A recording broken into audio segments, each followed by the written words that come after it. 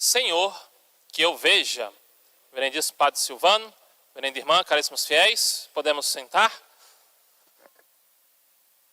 Na Santa Missa de hoje, nós vemos esse milagre de nosso Senhor Jesus Cristo, que cura um cego. Primeiramente, esse cego é sinal de toda a humanidade que cega não vê nosso Senhor Jesus Cristo. Santo Agostinho fala: eu temo Jesus que passa e eu não lhe aproveito, a graça que passa e eu não vejo. Quantas vezes nosso Senhor Jesus Cristo passou na nossa vida e nós não o reconhecemos? Quantas vezes nosso Senhor agiu de misericórdia para conosco e não fomos gratos? Nosso Senhor sempre está perto de nós. Somos nós que, se distanciando dele, perdemos ele de vista. E ver nosso Senhor, procurar nosso Senhor, é justamente procurar o amor, procurar aquele que será a alegria das nossas almas. Aquele homem então cego de nascença, nunca tinha visto nada, era cego. Assim todo homem, quando nasce, ele não é capaz de sozinho se salvar, de sozinho receber a graça de Deus. Ele depende justamente da graça que é algo dado por nosso Senhor. Então, para isso é necessário pedir. Quando a criança é batizada, o que pedes à igreja de Deus? Os padrinhos respondem: a fé. Necessário pedir a fé. Pedir que tenhamos fé nas palavras de nosso Senhor. Aquele homem então, ele faz uma profissão de fé. Jesus, filho de Davi. O filho de Davi, ou seja, Jesus, Messias. Eu creio, tu és o Messias, tu és o Salvador, o filho de Davi, porque as profecias diziam que da linhagem de Davi viria o Salvador do mundo. Ao falar isso, ao fazer essa profissão de fé, ele dizia como: vós sois meu Senhor, eu creio. E então, dizendo isso, aqueles que estavam pelo caminho, conforme nos fala a Escritura, mandavam que ele ficasse quieto. Assim é um mundo que se levanta quando alguém busca a fé. Assim o mundo nos achará muito bem radicais em não irmos para o carnaval, pelo contrário, irmos para a igreja, buscarmos retiro, preparação para a quaresma, porque o tempo é breve. Uma preparação nesta vida para a vida eterna. O mundo não vai nos compreender. E chamando as pessoas do mundo para virem à igreja, dirão para nós: fique quieto, iremos aproveitar o carnaval, é o tempo de festejar. Porém, na verdade, é o tempo de penitência, o tempo de preparação para a Páscoa, o tempo de nos aperfeiçoarmos na busca pela santidade. Por isso, vivendo uma vida cristã e na caridade, nós, sobretudo, os santos tiveram, e nós também passaremos, se estivermos no reto caminho, passaremos por perseguições. Os santos não foram compreendidos, muitas vezes foram maltratados, foram acusados de problemas e pecados. Um São João Maria Vianney, um Santo Padre Pio, lhe acusaram de inúmeros problemas. Os santos sempre foram perseguidos. O demônio não vai permitir que passe em paz aquele que está destruindo o seu reino. Por isso, todo aquele que busca, nesse tempo de pecado, viver na santidade, na graça de Deus, fazer retiro, vai enfrentar sim perseguições, tentações, dificuldades, mas é perseverar na graça de Deus, é agir como aquele cego. Jesus, filho de Davi, tende compaixão de mim, ou seja, sofrei comigo. Esse ter compaixão, Se a paixão é sofrer, ter compaixão é sofrer comigo. Isso também nos lembra amor e caridade. Diante da palavra de São Paulo, nós podemos entender o que é o verdadeiro amor, o amor perfeito, o amor de nosso Senhor Jesus Cristo. Antes de tudo, o amor, a caridade não é interesseira. Se alguém pratica um bem com um interesse que não é, em primeiro lugar, agradar a Deus, Gosto de usar o exemplo dos políticos ou dos ricos que não têm fé e fazem filantropia. Não é caridade. É algo para agradar o próximo, para promover o seu nome. Mas o verdadeiro amor, o amor que é caridade, ele é puro. Ele é purificado pela ascética, pela santidade. Então, se quisermos amar verdadeiramente a Deus e amar verdadeiramente o próximo, precisamos ser santos.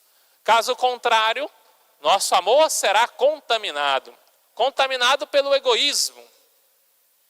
Se dois irmãos querem o amor do seu pai ou o amor da sua mãe e sentem ciúme ao ver o seu pai amando o outro irmão ou a mãe amando o outro irmão, seu amor não é puro, é ciumento, é invejoso.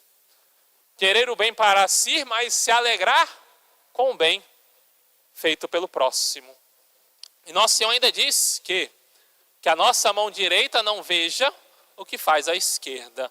Os santos buscavam realizar suas boas obras e ainda buscavam escondê-las para que não fossem encontrados, para que não fossem descobertos, para que buscassem fazer as suas obras na humildade, na santidade. Eis a verdadeira caridade. O interesse primeiro, amar a Deus sobre todas as coisas, e o segundo, amar ao próximo como a ti mesmo. Assim aquele homem então, clamando por nosso Senhor, Jesus, filho de Davi, tende compaixão de mim, chama a atenção de nosso Senhor Jesus Cristo. É interessante que ele não clama uma vez nem duas, mas ele busca essa oração repetidamente. Nem sempre Deus vai nos ouvir com um só pedido.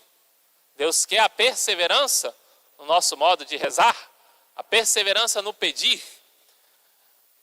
Fulton Sheen, o venerável Fulton Sheen, arcebispo de Nova York, ele contando certo caso em que uma mulher veio até ele e essa mulher havia perdido o filho e o esposo num acidente.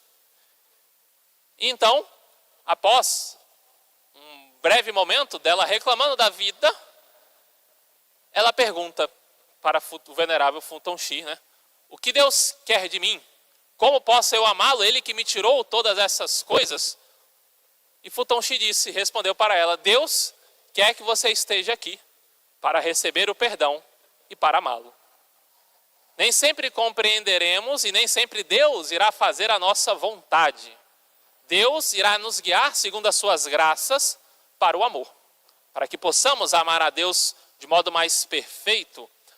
Pode ser que, e Deus sabe todas as coisas, uma pessoa que está com doenças, dificuldades e problemas, e isso a faz rezar, clamar, pedir a compaixão de Deus. Caso estivesse curada, não seria tão fervorosa e não seria uma pessoa tão santa. Então, na economia da salvação, olhando a ação de Deus, nem sempre compreenderemos as cruzes e dificuldades, mas sabemos que tudo concorre para a nossa salvação. Aquele homem, então, clamando por compaixão, chama a atenção de nosso Senhor. E nosso Senhor lhe pergunta o que queres. Nosso Senhor quer que nós digamos, Deus quer que nós tenhamos uma conversa, um diálogo com Ele. E Ele diz, Senhor, que eu veja. Esse ver foi um ato de fé. Ele acreditou que nosso Senhor tinha de fato poder para curá-lo. Muitos pedem a Deus, mas não acreditam que realmente vão receber. Pedem, mas sem perseverança. Pedem apenas por um desencargo de consciência. E a primeira coisa que sempre devemos pedir é a compaixão das nossas almas. Buscar uma vida de conversão, uma vida espiritual. Nosso Senhor então pergunta, o que queres que eu te faça? Senhor, que eu veja. E assim, nosso Senhor o cura, ele restabelece a visão. Uma vez vendo, narra as Escrituras que ele passa a seguir nosso Senhor. Ele pôde contemplar nosso Senhor Jesus Cristo, simbolizando então a humanidade batizada, que recebe nosso Senhor, que vê nosso Senhor, que recebe a fé e que deve, por fim, segui-lo. Quantos receberam a fé, foram até curados, estavam no pecado, Deus os reerguiu, e então estava na graça, mas voltou para o pecado, não seguiu o nosso Senhor Jesus Cristo. Deus vai conceder graças. Na quaresma, muitos terão a graça da conversão, de vencer aquele pecado dominante, mas é necessário continuar seguindo Jesus. Caso contrário, nos perderemos pelos caminhos da vida, nos perderemos nos afastando de nosso Senhor. Muitos que buscam o nosso Senhor Jesus Cristo vão pouco a pouco se afastando dele, caindo numa certa rotina, perdendo o fervor espiritual. E o tempo da quaresma é esse tempo propício para acordarmos na nossa vida. Fulton Sheen, em uma obra sua, A Vida Vale a Pena Ser Vivida, ele fala sobre o sentido da vida. Muitos estão vivendo uma vida sem sentido. E a religião, a religiosidade, a busca na fé, que gera sentido objetivo, que gera para a nossa vida uma meta. Eu tenho uma missão. Eu não vivo uma vida como um ciclo pelo qual não chego ao fim. A minha meta é a santidade, a minha meta é alcançar o céu. Para isso é necessário fazer resoluções, propósitos. E o tempo propício para isto, a quaresma. Como a humanidade tem pouco a pouco se afastado de uma vida séria, de uma vida espiritual autêntica, tem se afastado de Deus, perdeu o seu sentido. São como, vai dizer Fulton Sheen, pessoas que acordam e lamentam mais um dia. Lamentam que é segunda-feira, lamentam que tem que trabalhar, lamentam que tem que aturar talvez o filho e a esposa, e até lamentam que tem que ir na Santa Missa. A vida tornou-se uma lamentação. Perdeu aquela alegria, aquela graça, aquela felicidade que é própria do encontro com nosso Senhor Jesus Cristo. Por isso, durante esse tempo da quaresma, tempo de reencontrarmos com nosso Senhor. Tempo de nosso Senhor curar a nossa cegueira. O que tem afetado a minha vida espiritual? O que tem me tirado a graça de Deus? O que tem me impedido de progredir numa vida de santidade? Se eu quero ser santo, eu tenho que buscar o amar a Deus sobre todas as coisas. E isso implica uma renúncia das coisas secundárias.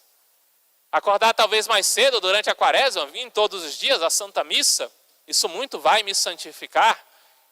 Buscar rezar o Santo Rosário, uma boa penitência, fazer algo que leve a minha vida para o lado espiritual. Ver aquilo que está me atrasando, me segurando, me impedindo de chegar na santidade. E assim encontrar, como aquele cego que pedindo encontrou a Deus. Se é difícil progredir na vida espiritual, largar os vícios ou algum pecado, nós vemos nesse exemplo desse cego o modo de proceder. Rezar, pedir, suplicar. Senhor, tende compaixão de mim. Louvado seja nosso Senhor Jesus Cristo. Em nome do Pai, do Filho e do Espírito Santo. Amém.